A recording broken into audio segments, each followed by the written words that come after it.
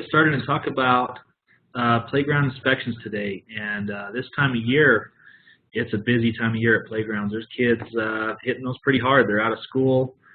People are traveling around, and with good weather and things in the summer, the playgrounds are getting hit hard. And in fact, we just got back from a trip this past week, and on our way on the travels, we thought we'd stop off and let the kids go play.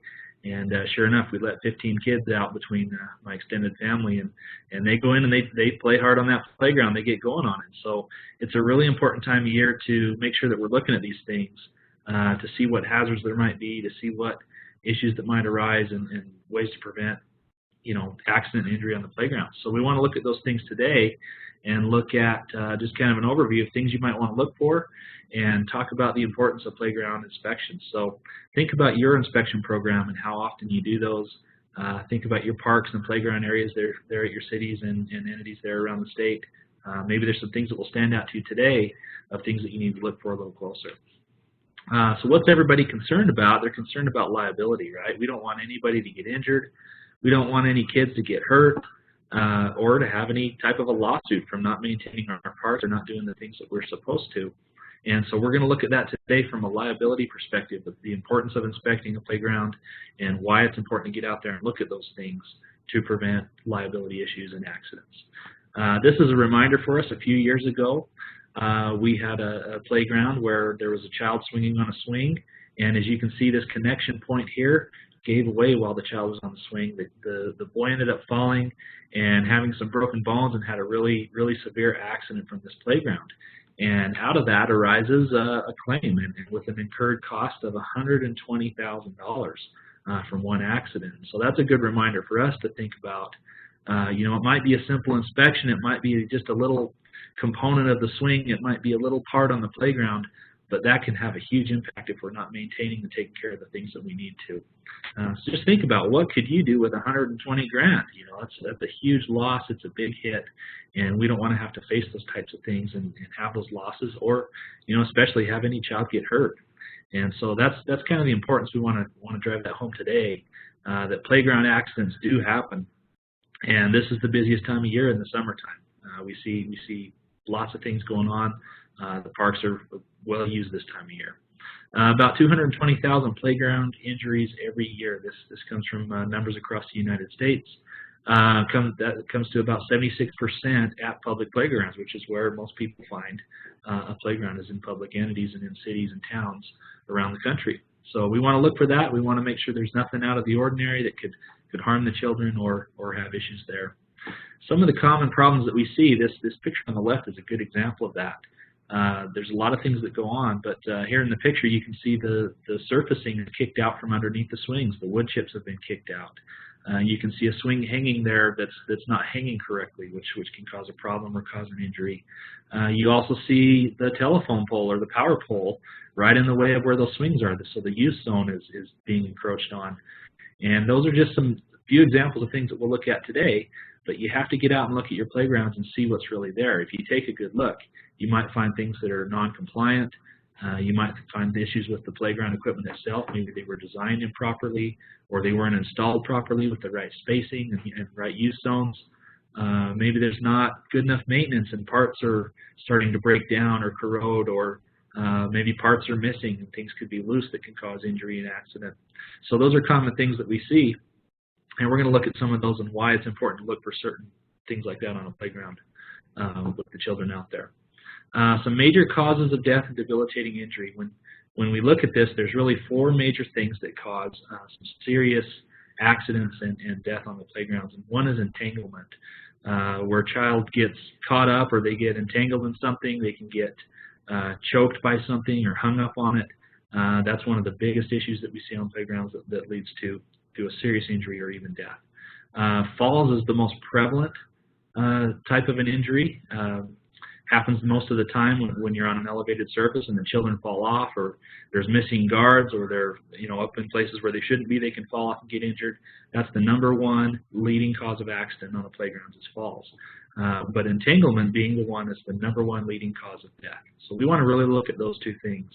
Head and neck entrapment is another. Those are places where there's spaces that are maybe the incorrect size, and children can get their head inside and they turn their head and they can't get back out and they get entrapped. That can obviously lead to injury, and that's another big thing we want to look for. And another one is impact. With falls being the #1 cause of accident, imagine how that feels to a child falling from an upper level to the surface below.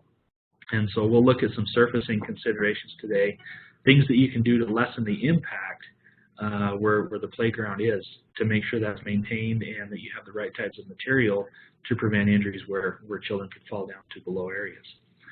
So those are the top things we really want to look at, and those are really what causes the accidents, the major accidents that happen on playgrounds. So I like looking at this slide. It looks really fun, right? Kids are having a great time, big slide. But I look at that little kid below and I think, well, how's he going to get up there?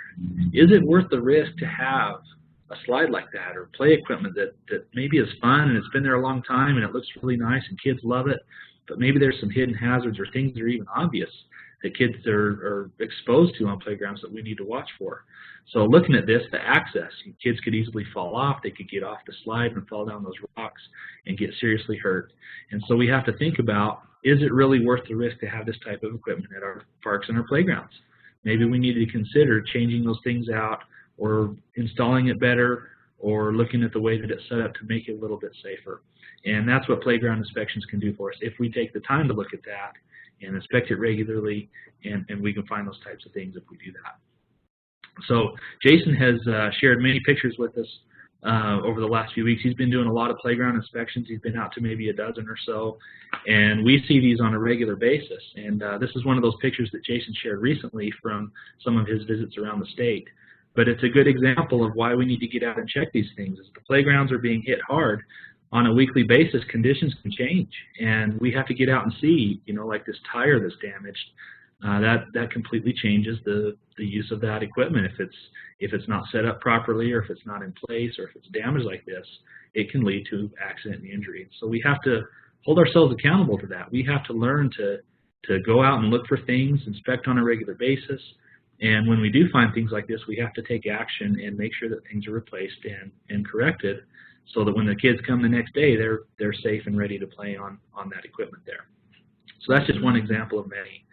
So we have to think about, what is our standard of care? What are we held to? What reasonable expectations are there for us to maintain things, to maintain our parks and playgrounds? And this is a perfect example of that. Seeing the picture on the left, this is where we had an electric panel in the meter that was exposed wide open, where children could easily get to at a height where they could put their arms into and get electrocuted and killed from. So things like this we have to really look for. We have to do a comprehensive inspection on our properties and our parks and playgrounds, and make sure that there aren't things like this that can really catch our kids, or serious hazards that aren't maintained or covered up or repaired correctly that can lead to accident and injury. So we want to make sure we evaluate all of these things, that we do an inspection, that we document the inspections, that we do it regularly. If we see something out of place or we see a problem, we definitely want to communicate that to the right person, act on it, take some action to get it corrected, and protect the public from those issues on the playgrounds. But that's a perfect example of something we want to look for, especially this time of year as our playgrounds are being used very much. Hey Brent, can I jump in on that one? Yeah, go ahead. I just want to point out on that picture. I took that picture 10 days ago. This was in a park. It was right by a ball field. It was, about 4 feet high, perfect height for a child to go and stick their finger in, and that's a kid killer right there. And they exist. They're out there today. We've got to get out and inspect and look at our facilities, because that was one where I was sprinting to the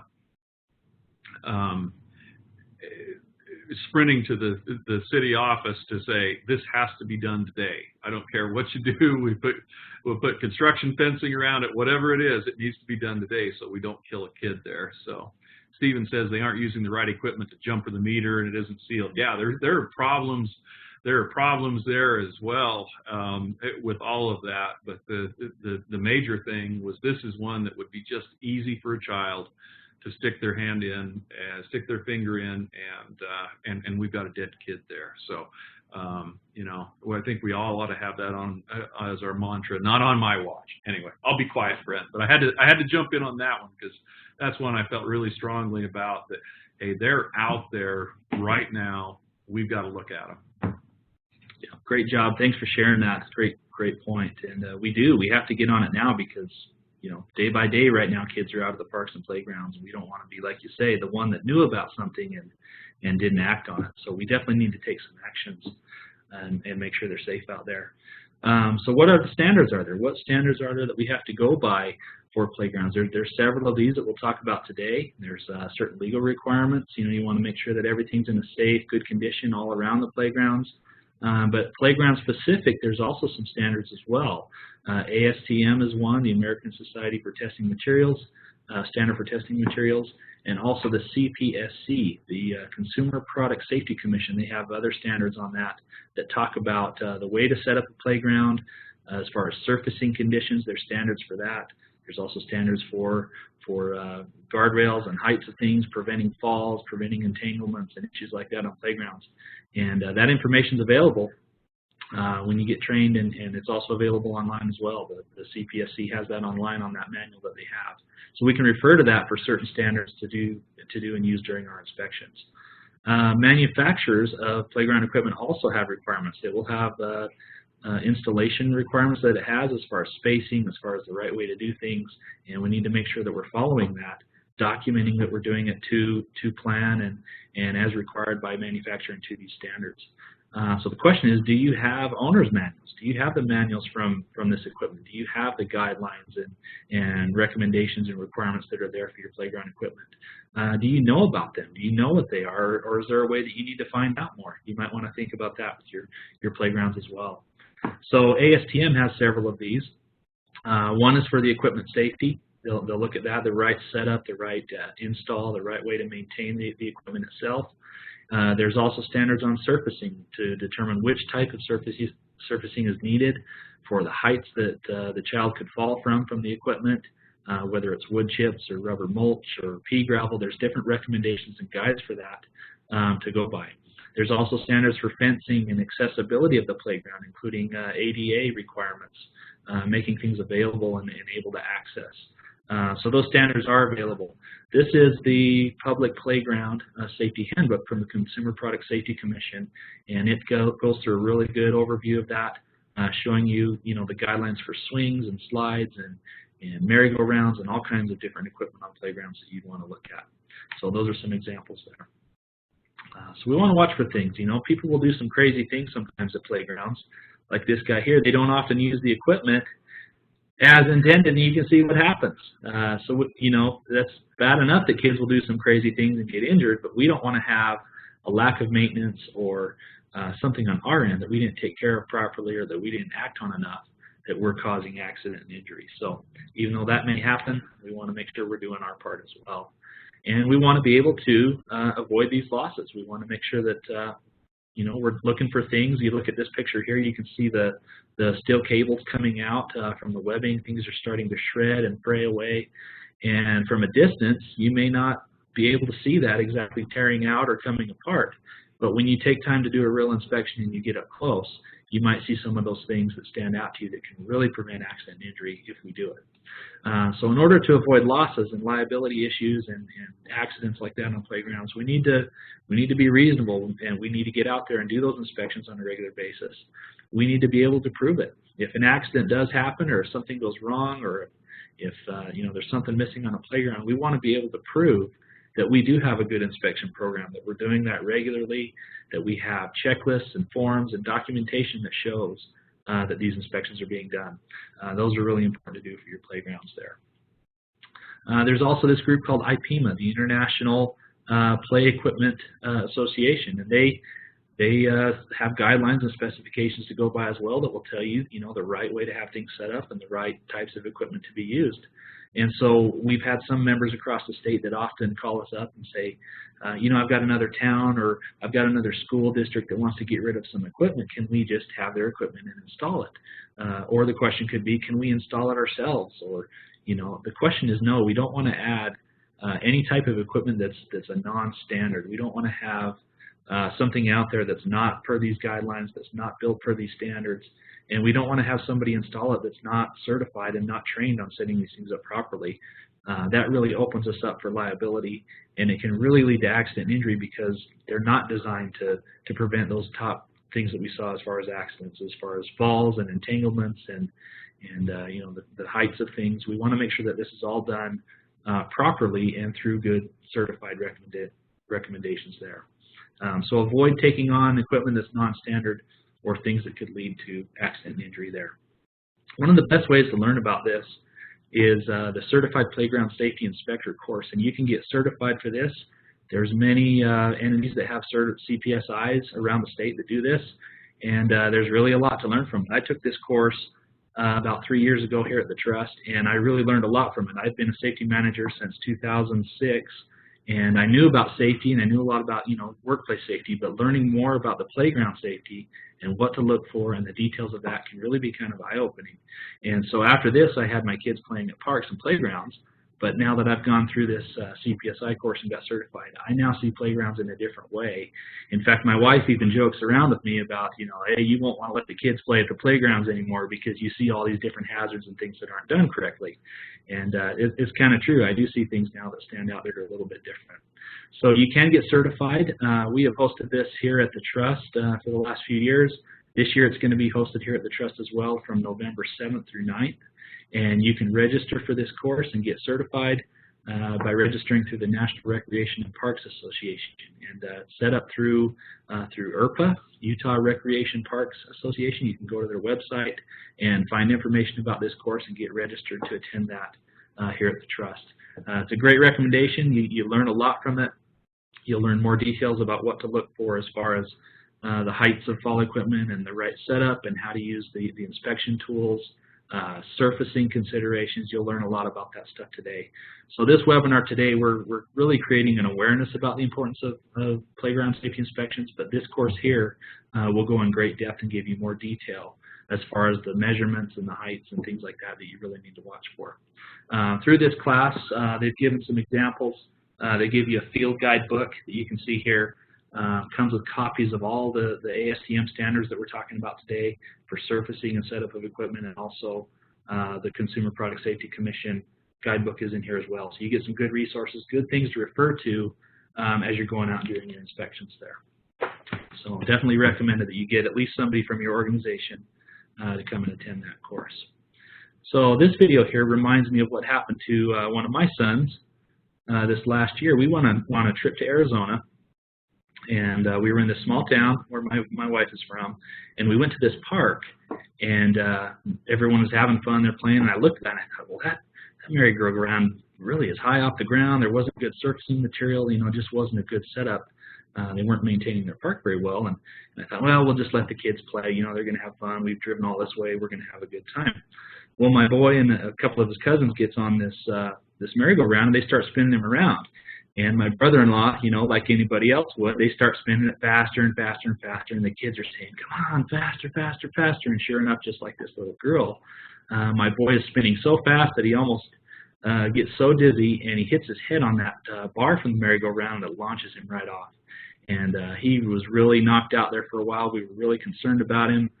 He took a really hard hit to the head on that bar as it swung around and hit him. And just a reminder for me that, you know, when something doesn't look right, you got to act on it.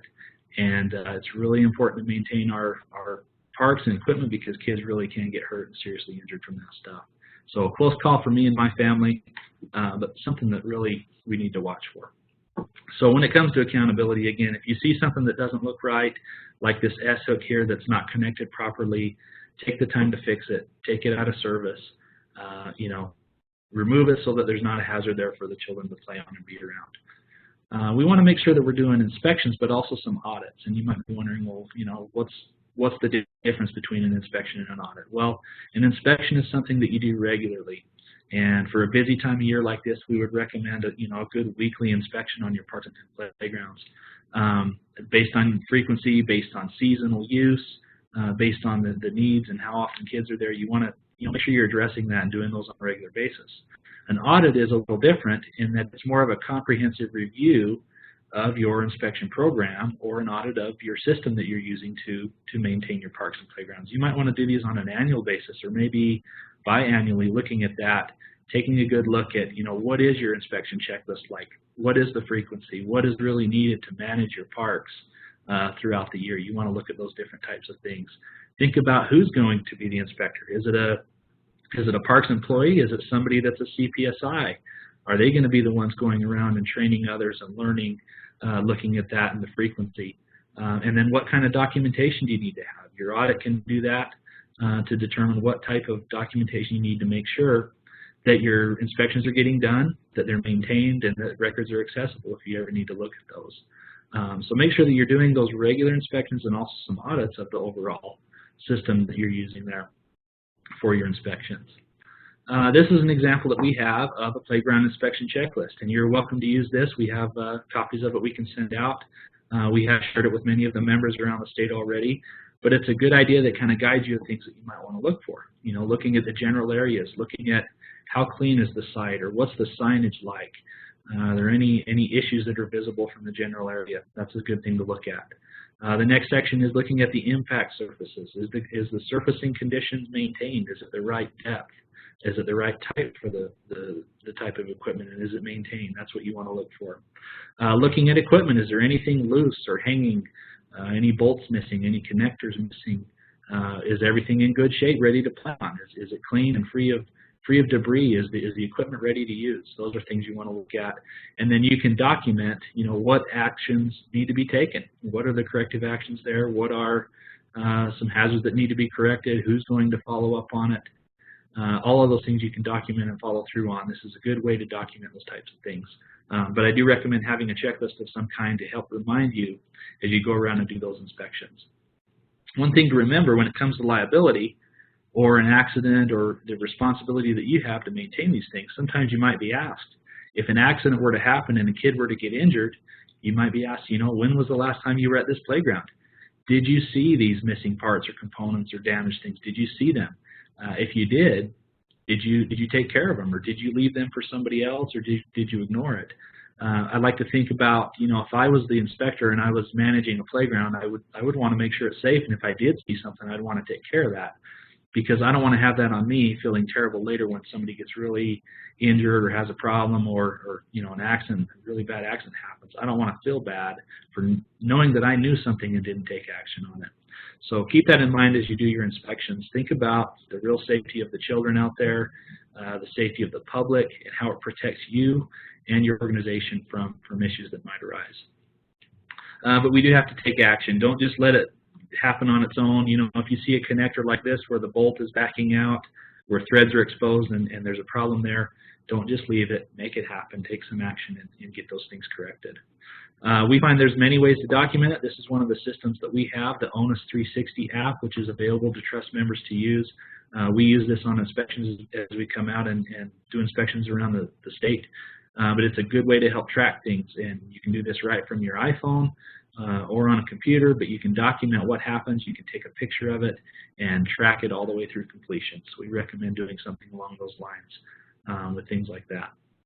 And here's an example of play equipment that's really dangerous. You get it spinning really fast, and there goes the kid flying. We want to look for things like that might lead to accident and injury there, things that are not appropriate. Like this slide right here, you can see the access is pretty rough. You got to climb up to the ladder, you got to climb up to the top, and sliding down, obviously that's a really dangerous piece of equipment. So this next section now, I'm going to show you several things that lead to common accidents on playgrounds, several things that you want to look for.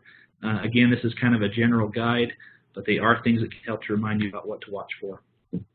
Protective surfacing is one of the biggest ones.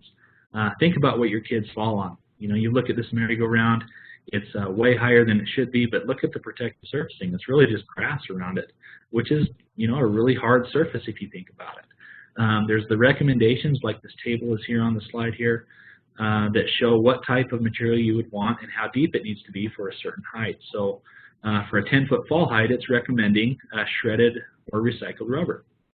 And the depth of it would have to be at least 9 inches deep to be able to manage that impact and not have an impact of a child that could really hurt them or injure them.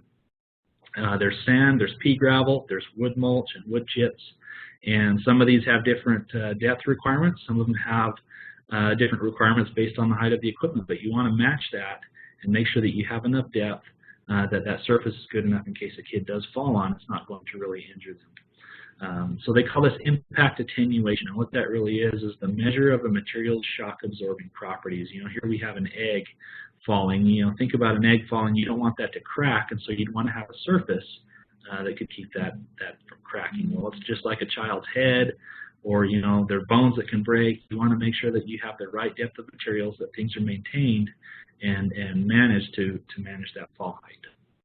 And we were looking at this picture here this morning together with the three of us, and I was looking over this. Jason had provided some of these pictures, and I looked at that and I thought, well, that looks like a pretty good setup for monkey bars. What's the problem here? And they had to point out and realize that, you know what, it's the surfacing material. You know, you got to look at everything, not just the equipment itself, but that surface is often one of the most critical things to check for.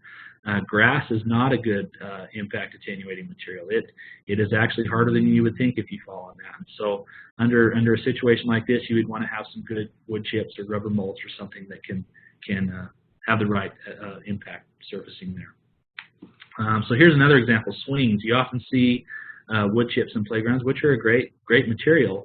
One of the disadvantages to those is they get displaced really easily. The kids kick them out under the swings, and you frequently have to rake them back and put them back into place and make sure that they're the right depth.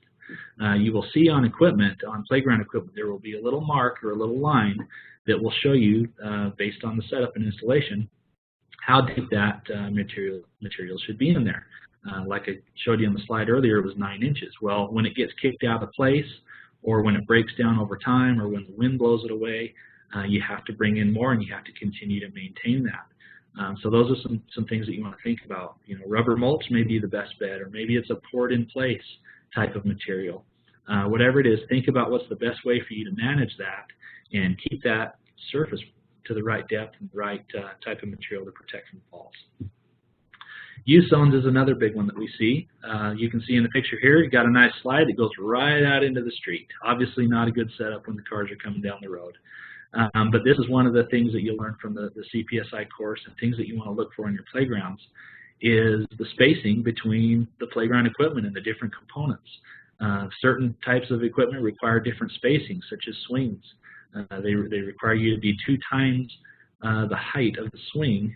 You need to have at least two times that distance in front of the swings. And so you may have playground equipment that's right next to each other, and it may look like a good spacing, but once you start using it and consider the design and installation guidelines, there really needs to be some more space sometimes. So for the most part, it's usually 6 feet between all play equipment, but slides and swings and anything where a child is elevated and could land on a surface adjacently is going to require even more. And there are tables and guidelines for this in the standards that you can get from those standards that we talked about earlier, but that should be part of your inspection, making sure that your equipment is located in the right areas, that you have good use zones around all of them based on the type of use there. We talked about entanglement hazards being one of the most deadly issues on playgrounds. This is something you definitely want to inspect for all the time.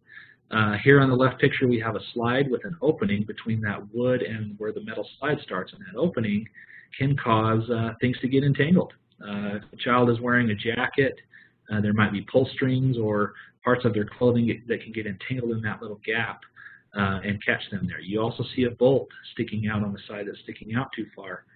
That can impale somebody, and it can also catch and snag on things and lead to entanglements as well. You see a bolt below with a little washer on this climbing equipment on the picture on the right. That can easily snag clothing and snag fingers and other things like that on kids as well. So we want to check for this. Make sure that we're inspecting, make sure we're doing a good job looking for those little things that can really trap and entangle children there. Here are other examples as well. You've got a bolt sticking out too far, threads showing on the bolt down by the tires, just several examples of things that can go wrong that are really dangerous for children when they get up there playing on this equipment. So like I say, people will do some pretty crazy things. You never know.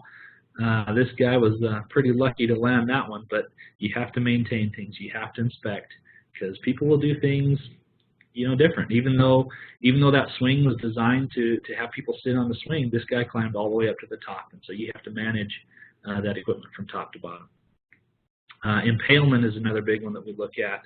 There's different gauges and measuring tools that there are to check for these types of things, but you can imagine with a bolt sticking out like that, if somebody were to fall on that, that can really do some damage to, especially to a child, where it can penetrate them.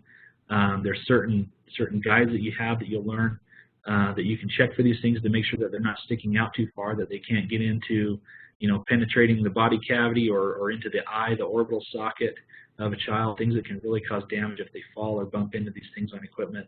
So you want to check and do your inspection on that, make sure that those are there. This is one of the tools where they check for entrapments. They have these set up to the size of the bodies of children for the average measurement of their head being able to get in and entrapped in something, and also the torso. They have these different probes that you can use that show during your inspection if it's the right distances or the right gaps, or make sure that things are set up properly. And so you can get these tools and inspection gauges, and you can go out and you can put these on the equipment and see, is it set up properly? Are there components missing, or is there gaps that are the wrong distances where we could really have an entrapment or a real injury from a child? So you want to check for those things. Looking at this picture, I had to look at it for a little while and see, what's really wrong with this picture? How could a child really get hurt here? And at first I thought, it looks pretty good. It looks pretty good, like the chains and everything's in place. Looks good. Well, what you don't realize in the picture is that the chains below are not secured to the ground. They're not tied down, and they're actually loose, and that's a problem. That's a maintenance problem there. What happens is that chain and things can wrap around, they can raise up, and they can entangle and entrap people. And so you have to really look at things, test it out, take a close look, see what's there.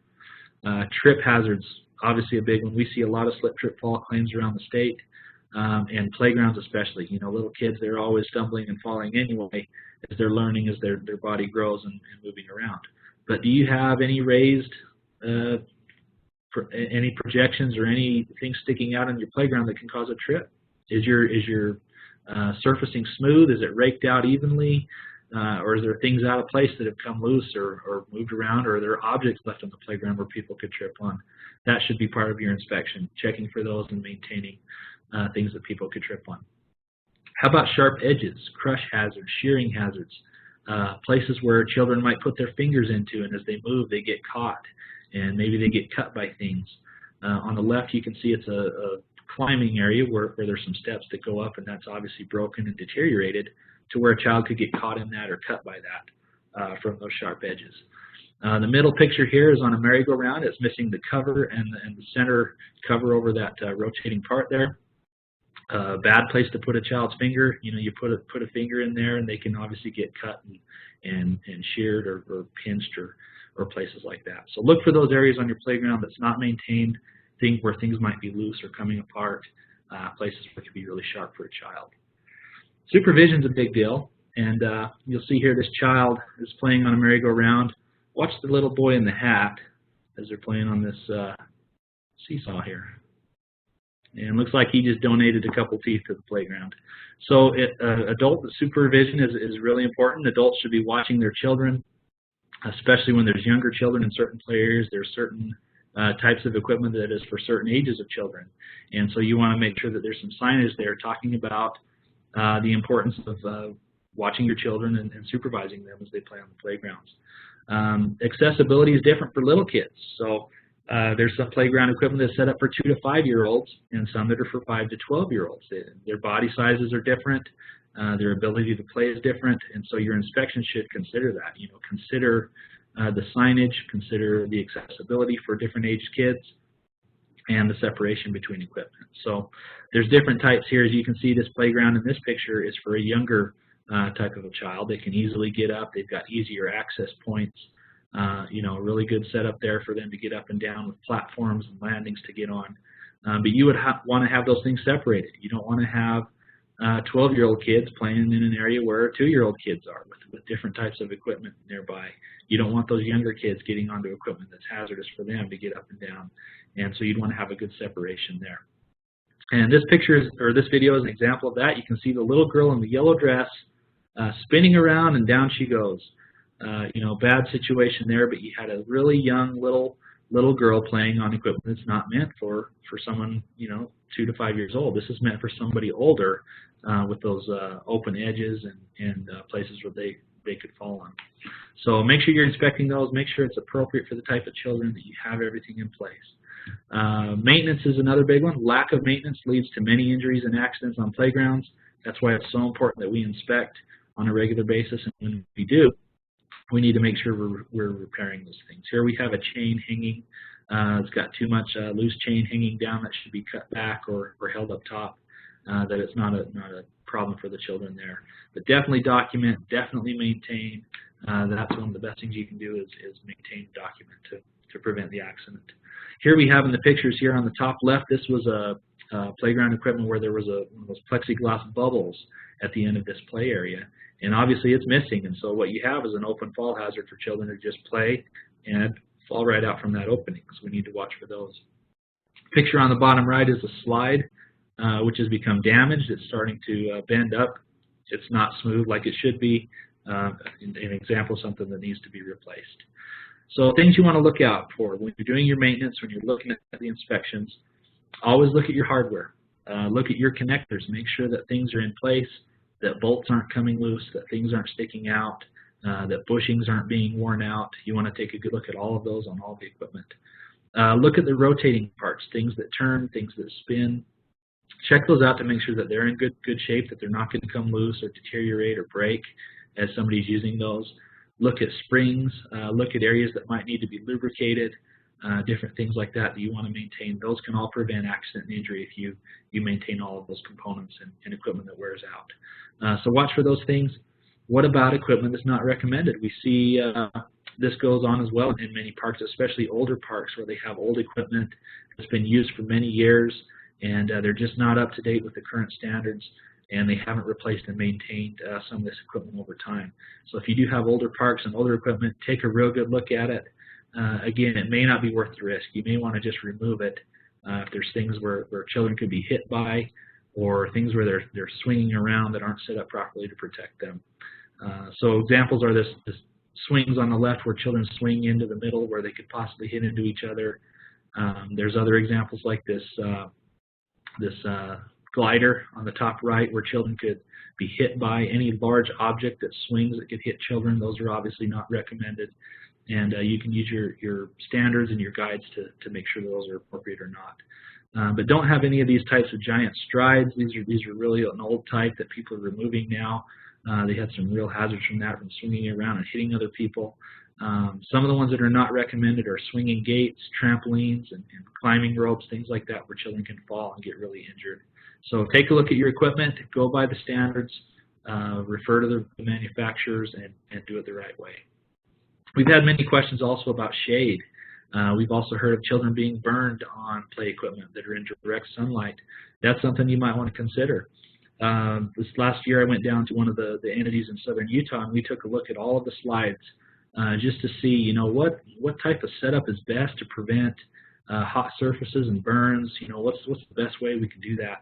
And there's a few ways you can look at that. We looked at the colors of the slides. We looked at does the color make a difference as far as the heat? And we found that yes, to the touch, you could definitely feel a difference between, say, a darker red or a dark brown slide versus a light tan or a light orange slide. We found that those light tan ones were a lot cooler to the touch just from touching those and doing an inspection there.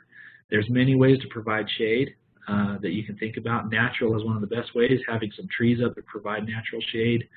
We found that one of the parks was in a really good location where the playground equipment was set up, and that it was right next to the trees, and it was really a lot better to keep the equipment cooler in the summertime there. There's also man-made shade you can put up, such as these canopies that go over the top, but you do have to consider, if you put these up, consider the use zones, because you're going to have posts and support structures and things in the playground that might alter that use zone. It might be in the way of a slide exit or too close to certain things where you need to have some space. So consider the install of those and make sure that they're installed by a certified installer for playground equipment. But hot surfaces are a concern, especially in summertime. Maybe you can design it or locate it in a way that it makes it a lot easier for the children to not get burned on slides and equipment. Now, if you do have equipment that's broken or damaged or something can't be repaired for a little while, you definitely need to have a plan of how you're going to close that down, how you're going to restrict access or block things off that people can't access these bad areas. So definitely get a plan, go by the recommendations, and get those things repaired and put in place quickly to prevent children from getting in a bad situation there. Signage might be one thing. You might need some barricades or fencing, but do what you can to prevent bad equipment from being used on the playgrounds. We definitely want to communicate things. If you see something that's going on, communicate it to somebody, but you need to have some signs that tell people how to do that. What are the expectations for your playgrounds and your parks? Are there certain things that people should follow, certain rules or guidelines that they should do? Is there something that's forbidden? Is there something that they shouldn't do? And then, if they do see something out of place, if something's missing or they see a problem, they should have a way to contact the entity to let them know that, hey, something's wrong at the playground and it needs to be repaired. But signage at the access points of your park is a good way to do that. There should also be signage talking about, the age use, park rules, things like that. Make sure you have some good signage there that are clear for the parents and children and everybody to know how to use at your parks. One of the key things you want to look for, we talked about today, is the importance of inspecting. And you might want to consider the frequency of the inspections that you're doing. Again, on a really busy season with high use at a playground, we would definitely recommend at least a weekly inspection. But look at those things and act on those concerns that you might have. If you do see something wrong or out of place, document it, do your inspections, and correct those things so that children don't find themselves getting hurt or injured, or you find yourself with some liability issues over not maintaining your parks and playgrounds. You might want to have a file just for each type of equipment, a file where you keep all the records, all the documentations, manufacturer's recommendations, and the things that you've done all in one file so it's easily accessible. Documentation is one of the best ways that you can prevent further issues with an accident. So think about those things today. Think about your parks. Think about what you need to do to keep the public and the children and everybody safe on those playgrounds. It's really important, especially this time of year with the high use. So there's kind of a summary of what we've talked about today, kind of a guide on the different standards and things, but we do recommend, if you want further information, definitely go to the CPSI course. It will tell you a lot more in detail of all of the things you want to look for in a playground. But I'd like to turn over now and see if we have any questions out there. Anything coming up there, Jason? Folks, go ahead and type your questions into the chat box or the Q&A box. I don't see any right now. But go ahead and type those in if you have some specific questions. Brent talked about that inspection sheet. As I send out the reminder that the webinar recording is available, I'll send that sheet out for you to use as well. And just while you're typing your questions, I went out and I looked at dozens and dozens of playgrounds with the thought that we were doing this presentation and that it's the heavy use time of year. And in general, things are pretty good. In general, we're doing a fairly good job.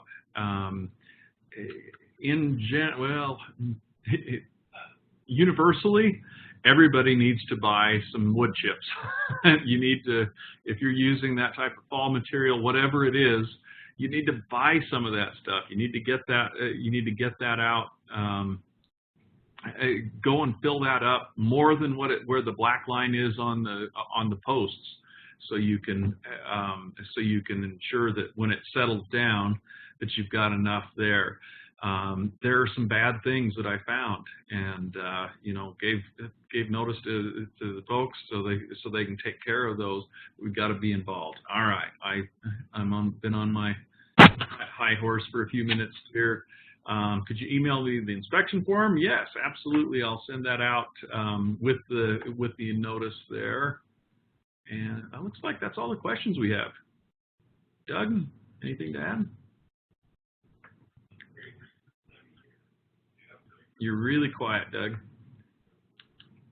I think he's muted. Oh, yeah, I believe he is. I think you're muted, Doug. Now you're muted. He's really quiet. All right, well, we'll get Doug next time. I can hear him saying it's really important to get out this time of year and look for that. I can hear him saying that. Inspections don't happen from the truck. A drive-by doesn't cut it. You've got to walk out there. I was walking along with the mayor last week in an area, and we found and it wasn't a playground, it was a basketball standard, but it was actually cracked to the point where if somebody did a slam dunk on it, the whole basketball standard would come down. And the mayor said, "Whoa, I didn't know it was like that." and it really is so important to get out of the truck, to go out and look at the equipment, because that's the only way where you'll see these things. You know, that one slide where there was a screw or a bolt that had backed out on a swing. You don't see those. The wear on those swing pivot areas, you don't see those from back away. You've got to physically get there and look at the equipment. And just remember, these are kids out there. We want to make sure that they have a great experience and we don't have them hurt. Doug, you came in the other room. You got something to add? Yeah, you know, frequency. This time of year, the playgrounds are getting used a lot. We need to make sure we're looking at them a lot. You know, weekly might not even be frequently enough. Yeah, really look at your playgrounds. Some of these places are getting hammered. As I was out and about, the equipment was just full of kids, and so the more use we get, the more opportunity that we have to have these incidents. We can go a time with an unsafe condition, but over time it will take effect. So anyway, awesome job, Brent. Good reminder for us. Thank you. Last word. Did you want to do the poll? Oh, the poll. We're going to do a poll real quick, folks. We just want to, I'm going to go ahead and launch the poll right now. We want to take your temperature a little bit about just some basics on our webinars. What's the best time, the best day of the week, the best week of the year? If there's something, if it works better for you at a different time, we want to know what the average trust member that's participating in these webinars thinks. So take a second and look through these questions here. I'll read those out loud. What's the best time for a webinar? Is it early in the morning? Is it afternoon? 7, 8, 9, 8 to 10 a.m. What's the best day of the week? Are Mondays good? Most of the things that we did, we just kind of arbitrarily said, hey, the first Monday of every month probably makes sense for us just because it's easy to remember. But if there's a better time, we'd like to know that, so we make sure that we're servicing your needs the best and making it as convenient as we can. The best week of the month, you know, is the first month of the year terrible or not? Oh, I messed up on that. I apologize, guys. That one question didn't come through as a question. It came through as an answer. The last one was, what about the pre-webinar banter? We kind of chat a little bit going into that, and we've had a couple of people say, I really don't like that. We've had a couple of people say, hey, that was pretty good. We kind of enjoy the chat, and it makes us understand who you guys are and where we come from. So we have 40% who have not started yet. 46%, they're the over 60% have completed it. 40% haven't started. They said, we're done. Okay, we'll go ahead and look through the numbers on there. Looks like people that sign in for a 10 a.m. webinar like 10 a.m. webinars. So the majority on here like that, or they like 9 or 7. Best day of the week, Tuesday actually came out as the winner on this one. Interesting. Best week of the year, kind of spread out. First, second, fourth. Best week. Oops, that doesn't matter. First, second, third, we have that, and then the banter.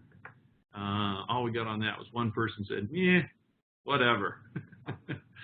So thank you for participating there. That kind of gives us an idea of where you're coming from, and if you have some specific comments or suggestions for us, if you have a topic for webinars that we haven't done, or something that you'd like to see again, let us know. We definitely are always looking for something that will best service what you need. All right. Thank you very much, folks. We appreciate all that you do out there. Have an enjoyable and safe Independence Day holiday, and have a safe day.